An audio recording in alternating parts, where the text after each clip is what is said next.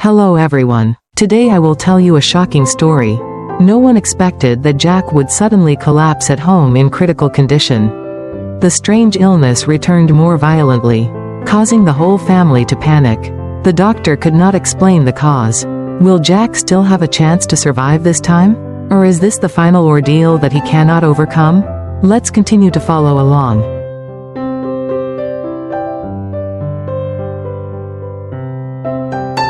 It was late afternoon. The last sunlight of the day shone through the window, casting a soft golden light on the floor. In the quiet space of the hospital room, Tien and Jack sat next to each other on the bed. Looking back at the photos taken on the camping trip, the phone was in Tien's hand.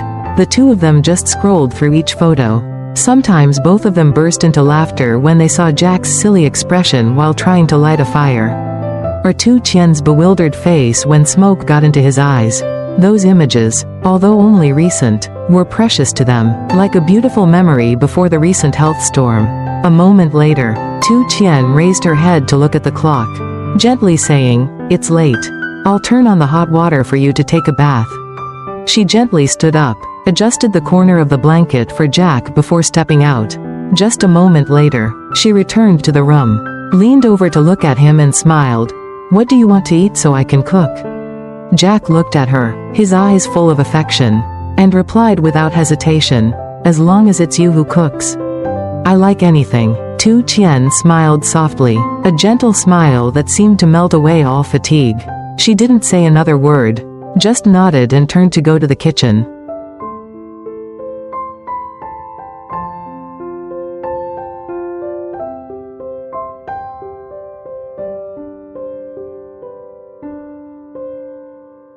Tien stepped into the kitchen, the warm yellow light casting a strangely peaceful glow.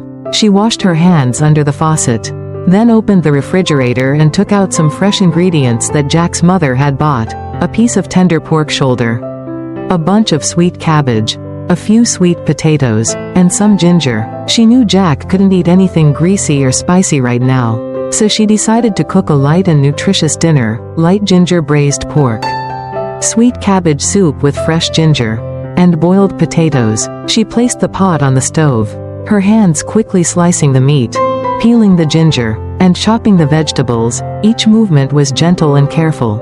Every time she heard the water in the pot boil, Tien smiled a little, imagining Jack sitting there eating deliciously. The aroma from the braised pork began to spread throughout the house, mixed with the warm scent of ginger, making the atmosphere more pleasant. She seasoned little by little, bringing the spoon to her lips to taste, as carefully as if she were preparing a dish for a child.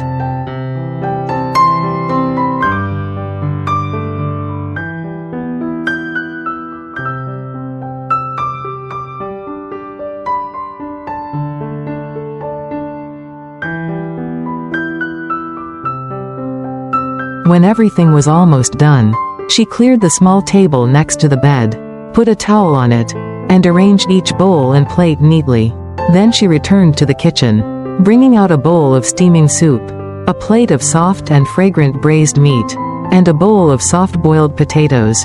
Each dish was not only nutritious, but also her silent love for Jack, the boy who had not only broken her heart, but also made her love him to the core.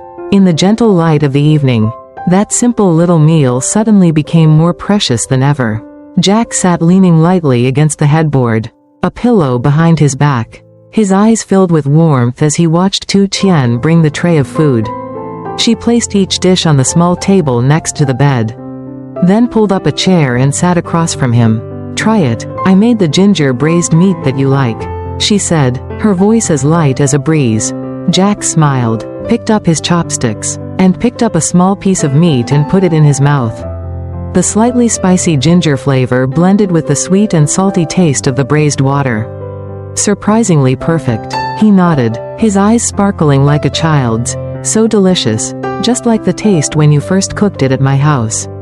Tien smiled slightly, picked up more vegetables and put them in Jack's bowl, reminding him softly, "Eat slowly. Don't rush. The doctor told you to." Jack looked at her, his eyes shining with gratitude and love. The two of them ate in a peaceful atmosphere, occasionally laughing lightly when talking about old stories, like the time Jack accidentally burned the pot of rice. Or the time Tien got lost in the forest but still insisted that he was going in the right direction. After eating, Jack leaned back on the pillow, his eyes still following Tien, who was gently cleaning up the dishes. She didn't say much, just smiled at him, her eyes shining with satisfaction when she saw Jack finish all his rice.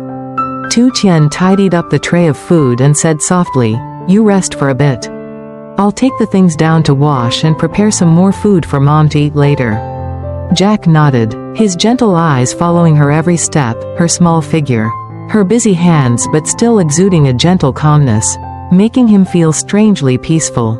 In the kitchen, Tien washed the dishes, dried them, and neatly arranged them on the shelf. She opened the cupboard to get some more vegetables and meat, and cooked a small pot of porridge for Jack's mother, knowing that she was still awake watching her son. She seasoned it carefully, not forgetting to add a few slices of ginger and some finely chopped green onions to make the porridge fragrant and warm. When the porridge was cooked, she scooped it into a bowl, covered it, and placed it on the kitchen counter, leaving a small note saying, "Uncle, I cooked porridge. If you're hungry, remember to reheat it and eat it."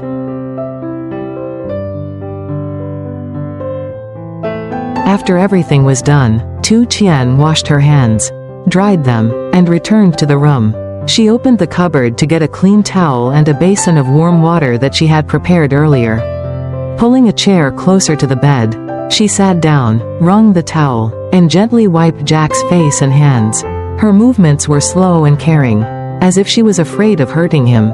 Jack lay still, his eyes softened, quietly looking at her as if he wanted to engrave every moment in his heart. In Tien's devoted care, there was no need for any promises, because love was present in every gesture, every warmth from those gentle hands.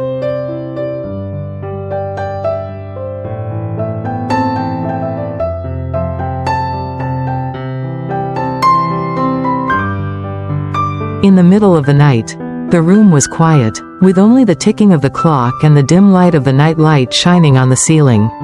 Tien was dozing off on the chair next to the bed, her hand still loosely holding Jack's, when she suddenly woke up when she felt his hand shaking abnormally. She sat up, startled to see Jack's forehead burning like fire, his face flushed red, and his breathing rapid. His whole body began to convulse slightly, then turned into stronger contractions, causing his whole body to shake in waves. Jack, what's wrong with you?" Tien shouted, shaking him, her voice lost in panic. But Jack didn't react. His eyes were closed, his teeth clenched, sweat pouring out like a shower. She rushed out and shouted, Auntie, Jack has a fever. He's convulsing so violently." Jack's mother woke up from her dream, looking at her son with a pale face. "Call an ambulance. Hurry," she screamed. Tien's hands trembled as he dialed the number, tears streaming down his face as he held the phone and used a wet towel to wipe Jack's face helplessly. In just a few minutes, the ambulance rushed into the quiet night, the red lights spinning as if signaling that life was once again in danger. Jack was pushed onto a stretcher, IVs and monitors attached to his body. Tien ran close behind, her hands constantly holding his. There was only one thing echoing in her heart: "Please don't take him away from me, again." The doctors immediately took Jack to the emergency room, their faces tense as they continuously monitored his rapidly declining vital signs. The strange thing was that all the test results were normal, but Jack's body reacted as if he was being poisoned or infected with an unknown virus. Meanwhile, Tien stood outside the emergency room, her trembling hands tightly gripping Jack's coat, her eyes blank as if she couldn't believe that tragedy had struck again. Jack's mother collapsed on the chair, chanting Buddha's name continuously, praying for a miracle to happen. After reviewing the medical records, an elderly doctor called Tien into a private room, his eyes filled with concern as he exclaimed, "We suspect this is not a common illness, but may be related to an external trigger." Those words were like a knife piercing straight into Tien's heart. Was someone trying to harm Jack? And if so, the time he had left was running out.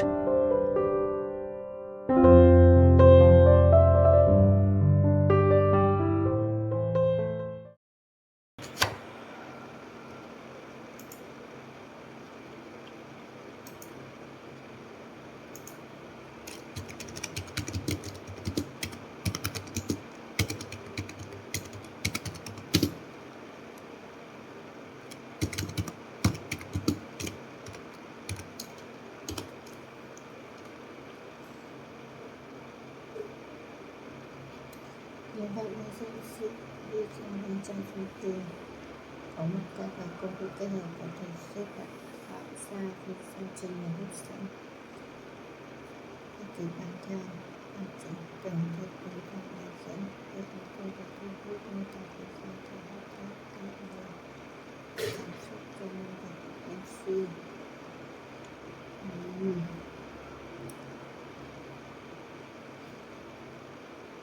Ăn xong sắt diện lưng vào với ánh mắt vẫn dõi theo tổ tiên đang nhẹ nhàng thu dọn bát đĩa.